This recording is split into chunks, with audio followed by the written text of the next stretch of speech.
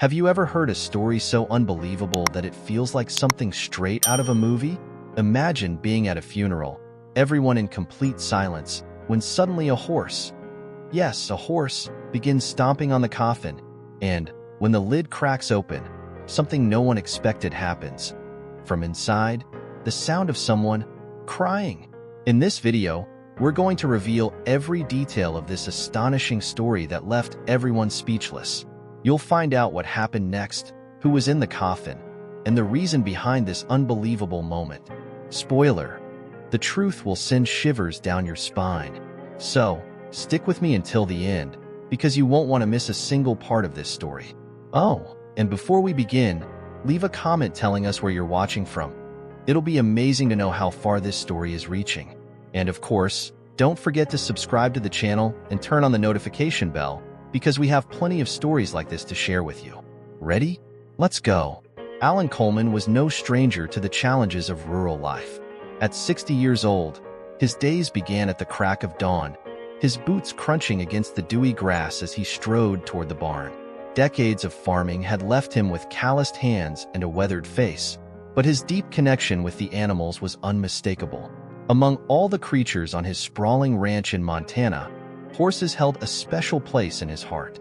One crisp morning, when Alan was 48, the local vet, Dr. Harper, arrived at his farm with an unusual request. Harper had been working on a nearby ranch when tragedy struck. A mare had died giving birth, leaving behind a fragile, barely alive foal. The ranch owners had deemed the newborn a hopeless case, suggesting euthanasia as the kindest option. But Harper, sensing Alan's empathy, brought the foal to him as a last-ditch effort. The sight of the baby horse was haunting. It lay trembling on a pile of straw in the back of Harper's truck, its ribs visible beneath its thin coat. The little creature's eyes were clouded, its gaze unfocused. Alan's heart wrenched. "Alan," Harper began hesitantly, "this one doesn't have a chance. But I thought if anyone could give him a fighting shot." The words hung in the air. Alan stared at the foal, his mind racing. He thought of the long hours it would take to nurse the animal. He thought of the heartbreak if it didn't survive. But most of all, he thought of the creature's undeniable will to live, evident in its faint but determined breaths. "I'll take him," Alan said firmly, his voice steady. Harper looked relieved, though unconvinced. The days that followed were grueling. Alan named the foal Spirit for the tenacity it seemed to possess.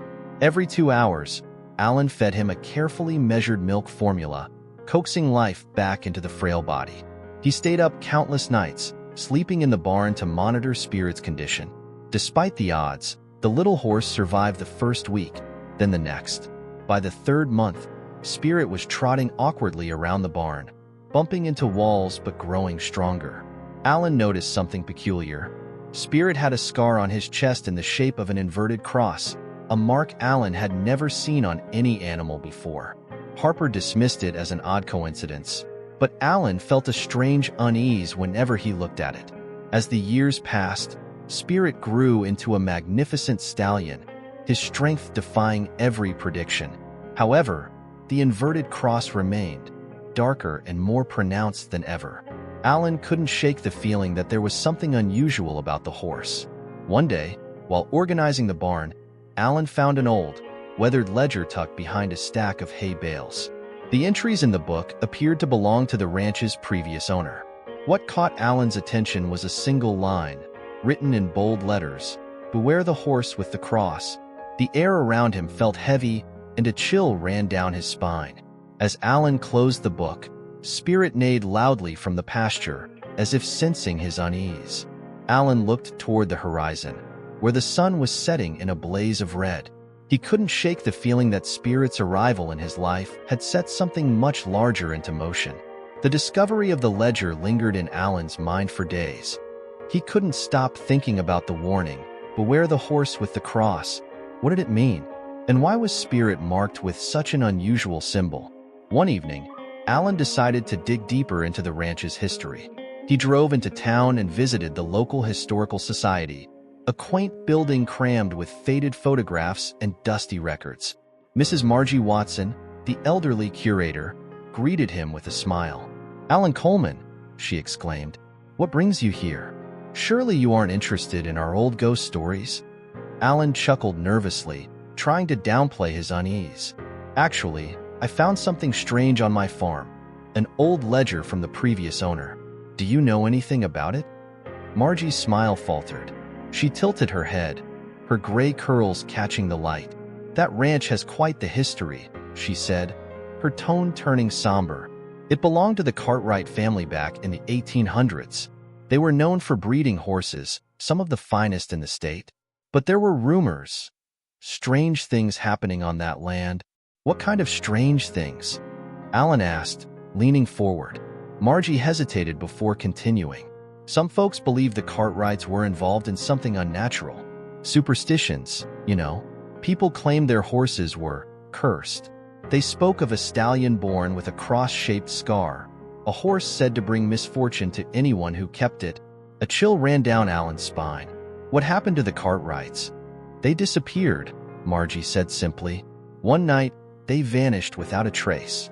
The farm passed through different owners after that, but none stayed long. Some said they heard voices in the barn, saw shadows moving in the pastures. It's just old folklore, of course. Alan forced a laugh, but his unease deepened. He thanked Margie and returned to the ranch, the weight of her words heavy on his mind. Back home, Spirit greeted him with an excited whinny, trotting up to the fence. The stallion's eyes seemed clearer now, almost piercing. Alan reached out to stroke his mane, but as his fingers brushed the scar on Spirit's chest, a sudden jolt shot through his hand. He yanked his arm back, his heart pounding. What in the world? He muttered, staring at his tingling fingers. That night, Alan couldn't sleep. He lay in bed, staring at the ceiling as the wind howled outside. Around midnight, a strange sound pulled him from his restless thoughts, a faint tapping, like hooves against wood. Grabbing a flashlight, Alan crept outside. The barn door creaked open, revealing Spirit standing perfectly still in the middle of his stall, staring at him. The stallion's ears twitched, and his breath fogged in the cold air. "All right, boy," Alan whispered, his voice trembling. "What's going on with you?" Suddenly, a gust of wind blew through the barn, extinguishing the flashlight. In the pitch darkness, Alan heard a low, guttural noise. Not a whinny, but something deeper, almost human. Panicking, he fumbled for the light switch on the wall. The bulb flickered to life, revealing Spirit standing as calm as ever, his head tilted as if in curiosity. The eerie noise was gone. Alan backed away, his mind racing. Was his imagination playing tricks on him? Or was Margie's tale more than just folklore? The next morning, Alan decided to share his concerns with Dr. Harper. The veterinarian listened carefully as Alan recounted the events. "Alan, I don't know what to say," Harper admitted, scratching his head. "It sounds unsettling, but horses don't just bring curses.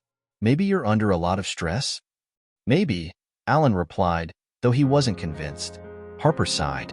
"Look, I can come out tomorrow and run some tests on Spirit if it'll give you peace of mind. But I think you should talk to someone who knows about this kind of stuff. Someone who understands the spiritual side of things." That evening, Alan placed a call to Father Gabriel, the local priest known for his knowledge of folklore and the occult. When Alan described the scar, the priest's voice turned grave. "I'll come by tomorrow," Father Gabriel said firmly. "And Alan, don't let anyone near that horse until I do." The following day, Alan paced nervously around the ranch, waiting for Father Gabriel to arrive. Spirit seemed oblivious to the tension, galloping around the pasture with unrestrained energy. The inverted cross on his chest glistened in the sunlight, its presence a constant reminder of the mysteries surrounding the stallion. When Father Gabriel's old truck finally rumbled into the driveway, Alan felt a wave of relief. The priest was a tall, sturdy man in his early 50s, with sharp, discerning eyes that seemed to take in every detail. "Alan," Gabriel greeted, stepping out of the vehicle and extending a firm hand. "You said there's a horse you need me to see?" "Yeah, he's out in the pasture," Alan replied, leading Gabriel towards Spirit. As they approached the fence, Spirit trotted over, his powerful frame gleaming in the midday sun. But when Father Gabriel's gaze landed on the scar, he froze. His expression darkened, and he crossed himself instinctively. "Dear God," Gabriel whispered. "This is no ordinary animal." Alan's stomach sank. "What are you talking about?" Gabriel reached into his bag and pulled out a small, leather-bound book. Flipping through the pages, he stopped at an illustration of a horse eerily similar to Spirit. The caption below it read, "The Marked One." "This symbol," Gabriel explained, pointing to the inverted cross on Spirit's chest, has appeared in stories dating back centuries. It's said to be a mark of connection, an animal tied to something beyond our understanding. In some accounts, the horse is a harbinger of misfortune. In others, it serves as a guardian. But either way, it's never random. Alan felt a lump form in his throat. "What does that mean for me?" "For Spirit." Gabriel closed the book and met Alan's eyes. "I don't know yet, but I do know this. Spirit isn't just a horse. Something or someone brought him into your life for a reason." The priest requested time alone with the horse. Alan watched from a distance as Gabriel approached Spirit, murmuring prayers and sprinkling holy water over the stallion. Spirit stood still, his ears twitching but otherwise calm. When Gabriel returned, his expression was troubled. "Alan, I need to ask you something. Have you experienced anything unusual since Spirit arrived? Dreams? Strange occurrences?" Alan hesitated, then told Gabriel about the unsettling noise in the barn, the mysterious ledger, and the odd sensation he felt when touching Spirit's scar. Gabriel listened intently, his brow furrowed. "It's possible that Spirit is a conduit," he said finally, "a link between this world and another. But whether that connection is good or evil, I can't yet say." The priest advised Alan to keep a close eye on Spirit and to document anything strange that happened. "And Alan," Gabriel added as he climbed into his truck, "don't underestimate this. Whatever's happening, it's bigger than you think." That night, Alan sat by the fire, replaying Gabriel's words in his mind.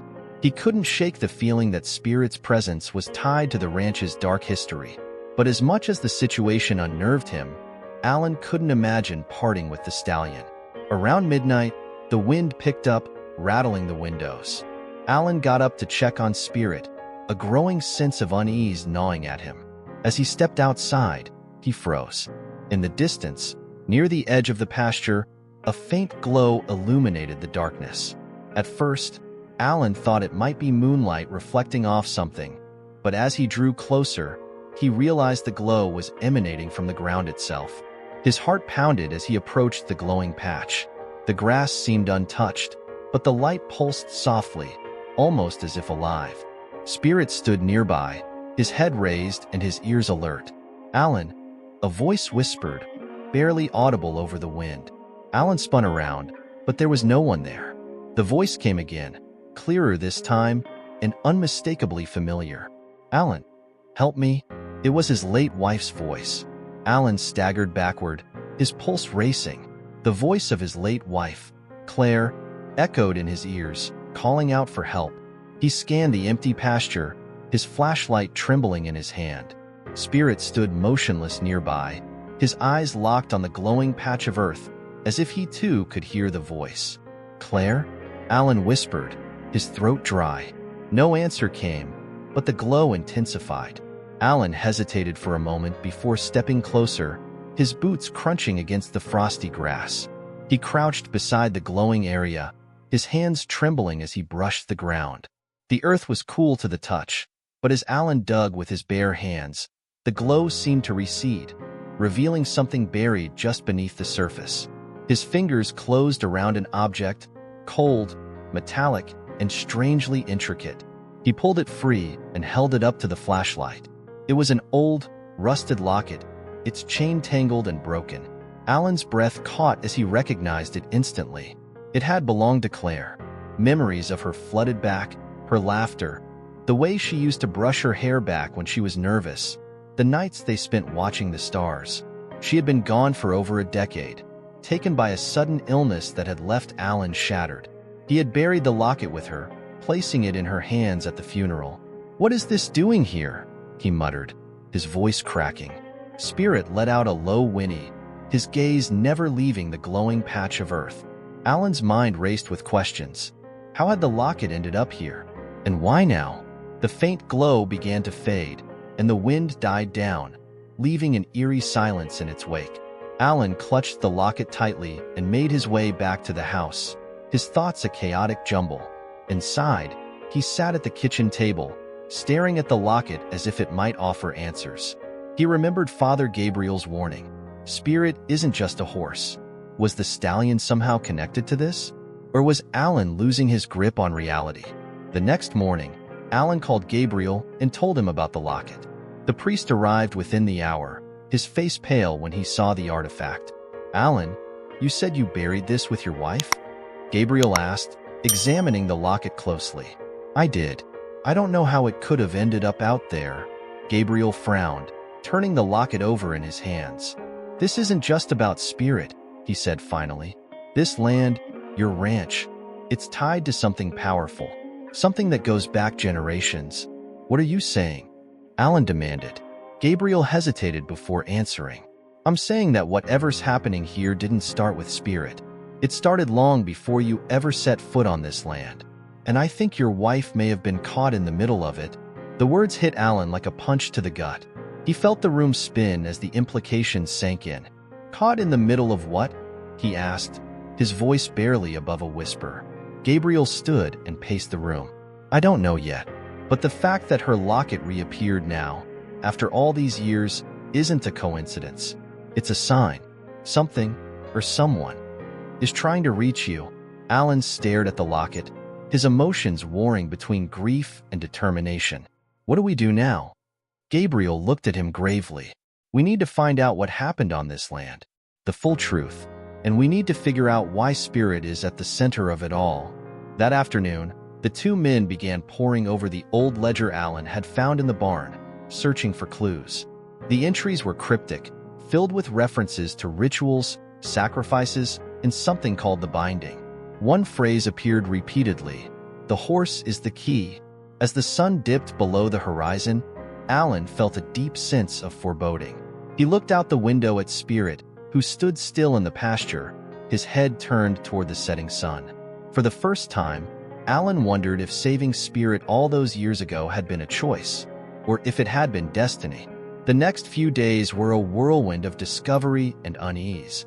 Alan and Father Gabriel combed through every detail in the old ledger, uncovering pieces of a story that was darker and more sinister than either of them had anticipated. The ledger spoke of the Cartwright family's attempts to tame a horse born with a cross-shaped scar. They had believed the animal to be a gift, though some suspected it was a curse, from forces beyond comprehension. The entries described rituals performed on the land, rituals designed to bind the beast and harness its supposed power. The phrase "the binding" appeared repeatedly, alongside ominous warnings. "The bond cannot be broken without consequence." Another line was underlined in heavy ink: "The one who binds the horse binds themselves." Alan leaned back in his chair, rubbing his temples. "This doesn't make any sense. What does any of this have to do with Spirit? Or Claire?" Gabriel, who had been pacing the room, stopped abruptly. The Cartwrights believed the horse could act as a vessel, a bridge between this world and the next. If that's true, Spirit might be connected to Claire because of you. Alan froze. "Because of me? You were the one who saved him," Gabriel explained. "You cared for him when no one else would. You formed a bond. If the Cartwrights' writings are to be believed, that bond might have awakened something." Alan's thoughts reeled. He thought back to all the nights he had spent with Spirit, feeding him, talking to him, willing him to survive. Had he unknowingly tied himself to something far beyond his understanding? That night, Alan couldn't sleep.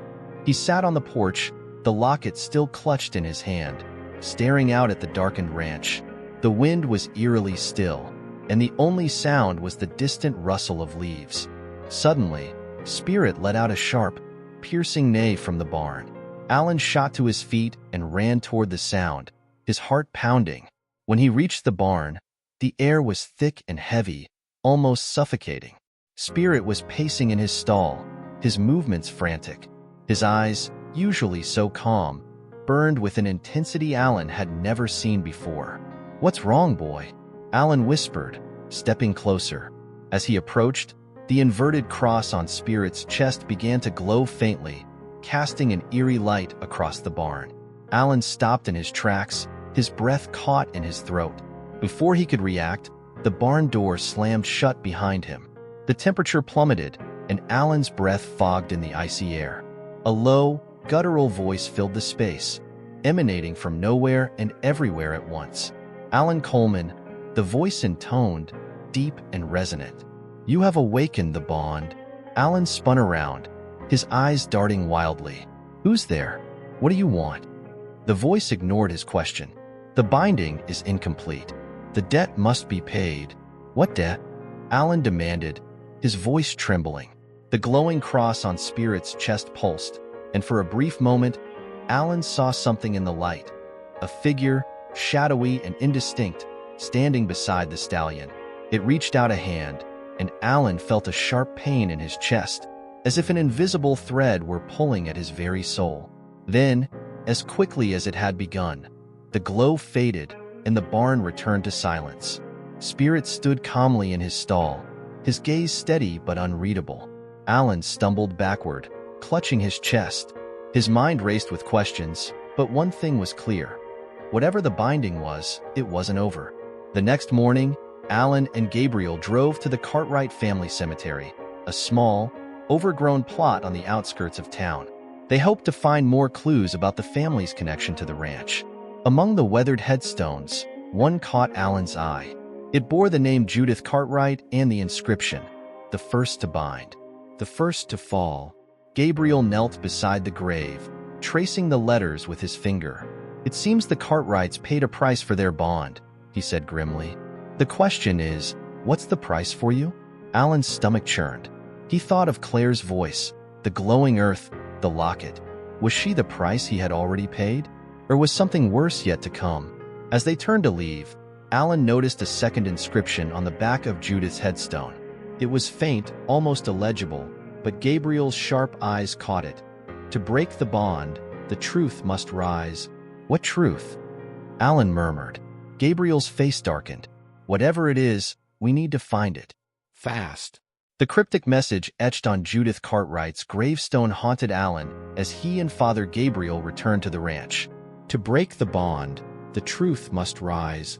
What truth could possibly unravel the dark connection between Spirit, the land, and the strange events that had upended Alan's life?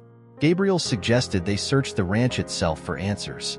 If the Cartwrights practiced rituals here, there might be evidence left behind. Something buried, hidden, or forgotten. They began their search in the old barn, combing through every corner. Alan recalled the eerie sensation he felt when he first discovered the ledger. He led Gabriel to the spot where he'd found it, but nothing else seemed out of place. After hours of fruitless searching, they turned their attention to the pasture. Spirit watched them intently from a distance, his calm gaze almost unnerving. Alan couldn't shake the feeling that the stallion knew more than he was letting on. As dusk fell, Gabriel's shovel hit something solid. He knelt down, brushing away the dirt to reveal a large, flat stone. Carved into its surface was a symbol, a circle enclosing an inverted cross, identical to the scar on Spirit's chest. "This is it," Gabriel said, his voice low. "Something's buried here." It took them an hour to lift the heavy stone, revealing a dark, narrow staircase that descended into the earth. The air was damp and cold, carrying the faint scent of decay. Gabriel lit a lantern, and they descended cautiously, the light casting flickering shadows on the rough stone walls. At the bottom of the staircase, they found themselves in a small crypt. The walls were lined with shelves, each holding ancient, dust-covered artifacts, chalices, daggers, and faded scrolls. At the center of the room stood an altar, its surface marked with dark stains that Alan didn't want to identify. But what drew their attention most was the object resting on the altar. A leather-bound book, larger and older than the ledger. Its cover bore the same symbol as the stone above. Gabriel opened the book carefully, its brittle pages crackling under his touch. The text inside was written in archaic script, but Gabriel managed to decipher parts of it. "This is a ritual book," he said, his brow furrowed. "It describes the binding in detail. The bond between the horse and its keeper wasn't just spiritual, it was a pact. The keeper was granted protection and prosperity, but at a cost. What kind of cost? Alan asked, his voice tense. Gabriel flipped through the pages, his expression growing darker. The keeper's soul. The Cartwrights believed the horse was a vessel for something otherworldly. They thought they could control it, but every time they tried, the bond turned on them. Death, madness, destruction. It followed them wherever they went. Alan felt a chill run down his spine. So, what does that mean for me? I didn't make any pact. I just saved Spirit's life. Gabriel's eyes met Alan's. That might have been enough. By saving him, you may have unintentionally formed the bond. The priest continued reading, then stopped abruptly. Here, he said, pointing to a passage. There's a way to break the bond. But it's dangerous. The ritual required the truth to be revealed. Something hidden in the heart of the land. It spoke of a second crypt, deeper and older than the one they were standing in, containing the remains of the original horse that bore the mark. To sever the connection, you have to unearth the original source of the bond, Gabriel explained. But doing so risks angering whatever force is tied to it. Alan swallowed hard. Do we have any other choice? Gabriel shook his head. If we do nothing, the bond will only grow stronger. And if the ledger is right, the consequences will be catastrophic. Not just for you, but for everyone around you. They returned to the surface, the weight of their discovery heavy in the air. Alan felt torn. He couldn't ignore the growing darkness surrounding Spirit, but he also couldn't shake his loyalty to the stallion. That night, as Alan lay awake in bed, the voice came again. Alan, you're so close, Claire whispered, her tone tinged with both urgency and sorrow. Find the truth. Set us free. Tears streamed down Alan's face as he whispered back, I'll find it, Claire. I promise. The next morning, he and Gabriel prepared for the descent into the deeper crypt, knowing that whatever awaited them there could change everything. Alan and Father Gabriel returned to the pasture at dawn, their tools and lanterns in hand. The morning air was cold, and a dense fog clung to the ground. Spirit stood silently near the barn, watching their every move. Alan felt an almost human intensity in the stallion's gaze, as though Spirit knew what they were about to uncover. Following the ritual book's instructions, they searched for the entrance to the second crypt, which the text referred to as the Chamber of Origins. The location was described as being beneath an ancient oak tree that had long since withered. Alan immediately thought of the gnarled, dead oak on the eastern edge of the ranch. It had always struck him as out of place, its skeletal branches stretching skyward like bony fingers. When they arrived, Gabriel began digging near the roots while Alan circled the tree, his eyes scanning the ground for anything unusual. After several minutes, Gabriel called out, I found something. Alan rushed over to see Gabriel brushing dirt off a rusted metal ring embedded in a stone slab. Together, they pulled on the ring, and with a groaning creak, the slab slid aside, revealing another staircase descending into darkness. This is it, Gabriel said, his voice tight with both excitement and fear. They descended slowly, the air growing colder with each step. The walls of the staircase were older than those of the first crypt, covered in strange symbols and carvings that seemed to pulse faintly in the lantern light. At the bottom, they entered a vast underground chamber, its walls lined with more symbols. The air was thick, heavy with a palpable sense of dread. In the center of the chamber lay a stone sarcophagus, its lid carved with the image of a horse bearing the inverted cross. Gabriel approached cautiously, his hands shaking. This must be it, the original vessel. Before they could open the sarcophagus, the chamber trembled, and a deep, guttural neigh echoed through the air. Alan turned to see Spirit standing at the top of the staircase, his eyes glowing faintly. How did he get down here? Alan whispered, his voice trembling. Gabriel shook his head, stepping back from the sarcophagus. This isn't Spirit. It's something else. The stallion at the stairs began to descend, its movements deliberate and unnatural. Its hooves made no sound against the stone floor. Alan, the voice of Claire called out again, louder this time. You must finish it. Open the tomb. Summoning his courage, Alan ran to the sarcophagus. Gabriel joined him, and together they pushed the heavy lid aside. Inside was the mummified remains of a horse, its body bearing the same scar as Spirit. Clutched between its front legs was a small, black box covered in intricate carvings.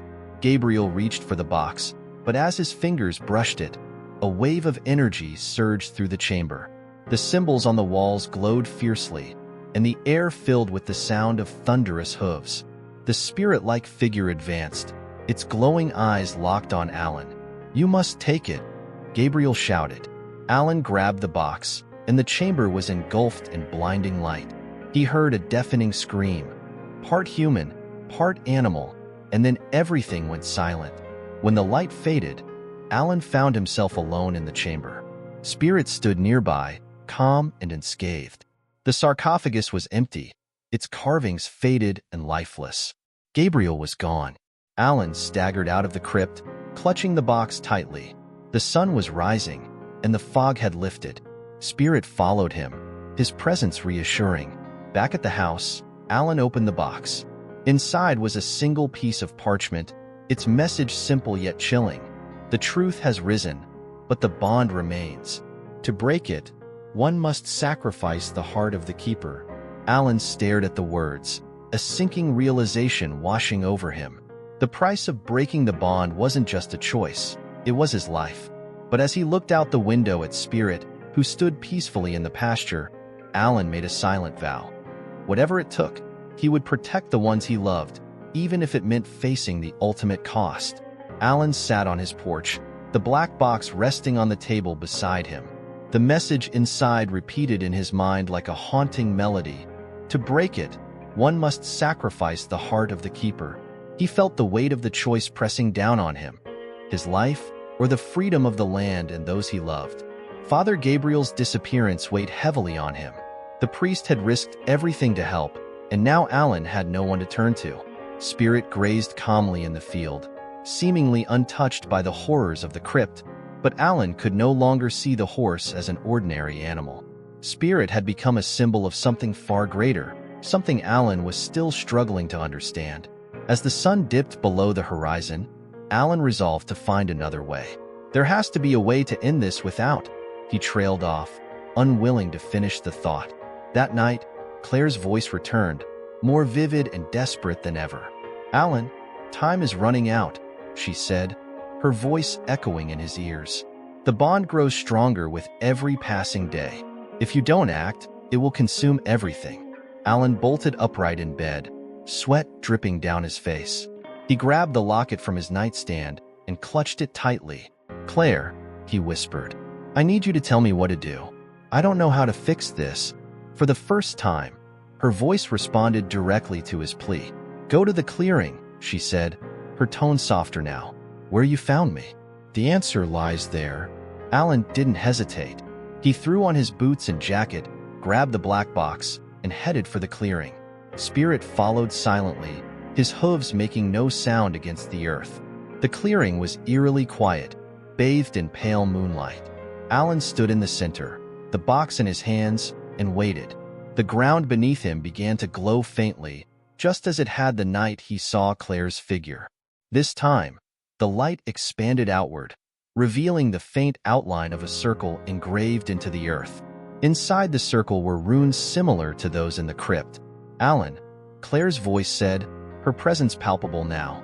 "Place the box in the center." Alan obeyed, setting the box down gently. As soon as it touched the ground, the runes ignited, burning with an ethereal blue flame. From the shadows, a figure emerged, a man, gaunt and pale, his eyes hollow but burning with intensity. He wore tattered clothing that seemed centuries old, and his voice was a low growl. "You dare disturb the binding?" the man snarled, his gaze fixed on Alan. "Who are you?" Alan demanded, his voice trembling. "I am the first keeper," the man said, "the one who forged the bond, and the one who paid the price." The figure gestured towards Spirit, who stood just outside the circle. "The bond cannot be broken, only passed. If you wish to end this, you must take my place, or surrender your life." Alan's mind raced. "There has to be another way," he pleaded. What about the land? The people here? They're innocent. Innocence is irrelevant, the man said coldly. The bond requires a keeper. Without one, it will destroy everything in its path. Alan's knees buckled, and he fell to the ground. He thought of Claire, of the ranch, of Spirit. His entire life had been shaped by this land, and now he was being asked to give it all up. But then he remembered Gabriel's words. The bond turned on them, and the inscription on Judith's grave. The first to fall.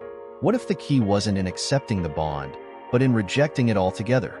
Summoning his courage, Alan stood. No, he said firmly. I won't accept this. The cycle ends here. The man laughed, a hollow, echoing sound. You think you can defy the bond? Foolish. Alan stepped forward, his heart pounding. He reached into the black box and pulled out the parchment. The moment his fingers touched it, the runes flared brighter, and the figure recoiled. This isn't about sacrifice, Alan said, his voice steady now. It's about truth. The bond feeds on fear, on submission. But I won't give it that power anymore. Spirit let out a piercing neigh, and the light from the runes surged upward, engulfing the clearing. The figure screamed, its form dissolving into the light. The black box shattered in Alan's hands, and the runes faded, leaving only silence. When the light subsided, Alan found himself alone. The clearing was still, and the air felt lighter, freer. Spirit stood nearby, his eyes calm and knowing. For the first time, Alan felt a deep peace emanating from the stallion. The bond had been broken, not through sacrifice, but through defiance. As Alan walked back to the house, Spirit at his side, he felt a sense of closure. The shadows of the past had been lifted, and the land was finally free. But deep down, Alan knew the cost of his defiance was yet to reveal itself. The following days brought an unfamiliar stillness to the ranch. The oppressive energy that had hung over the land for years seemed to have vanished. The animals were calmer, the air lighter, and even Spirit, who had always carried an aura of mystery, seemed at peace. Alan spent his days tending to the land, his heart heavy with both relief and uncertainty. The events of the crypt and the clearing had left him shaken, but he felt the bond was truly severed. For the first time in years, he allowed himself to hope. Yet, in the quiet moments, Alan couldn't ignore the lingering question. If the bond had truly been broken, why did he still feel its shadow within him? Father Gabriel's absence gnawed at Alan's conscience. He visited the church in the nearby town, hoping for answers, but the congregation had no word of Gabriel's return. He left to help someone in need. One of the parishioners said, "We haven't seen him since."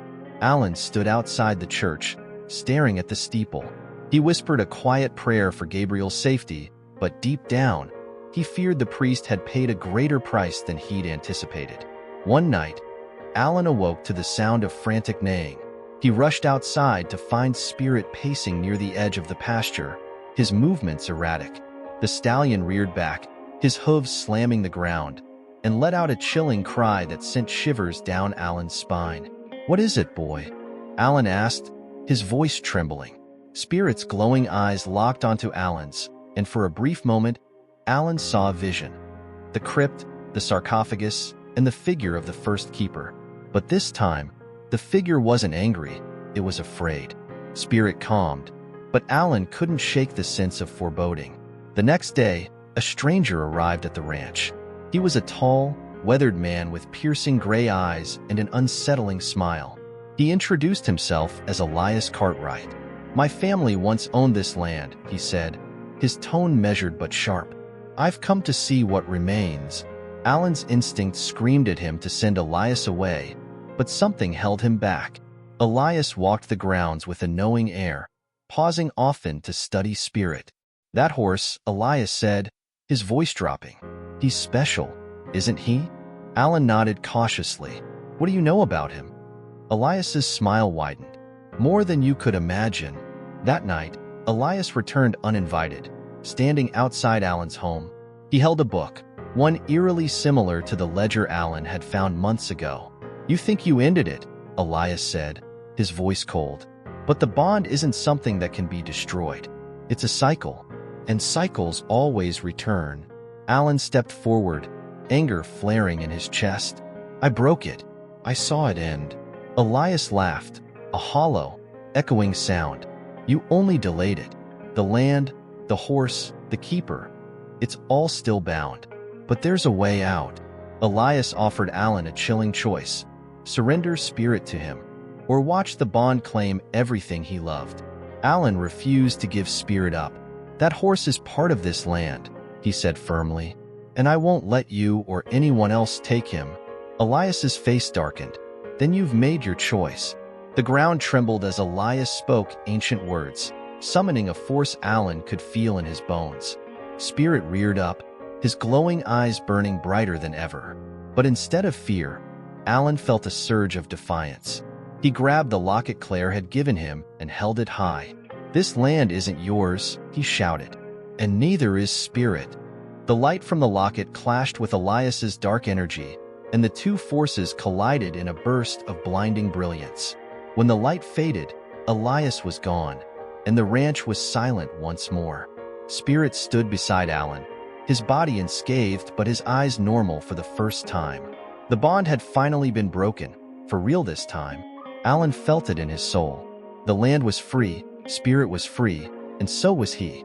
Alan dropped to his knees, tears streaming down his face. For the first time in years, he felt truly at peace. The ranch thrived in the years that followed. Spirit remained by Alan's side, a constant reminder of the battles they had fought together. And though Alan never saw Gabriel or Claire again, he felt their presence in the wind, the soil, and the stars above. The curse of the Cartwrights was no more. The cycle had been broken, and the land finally belonged to the living.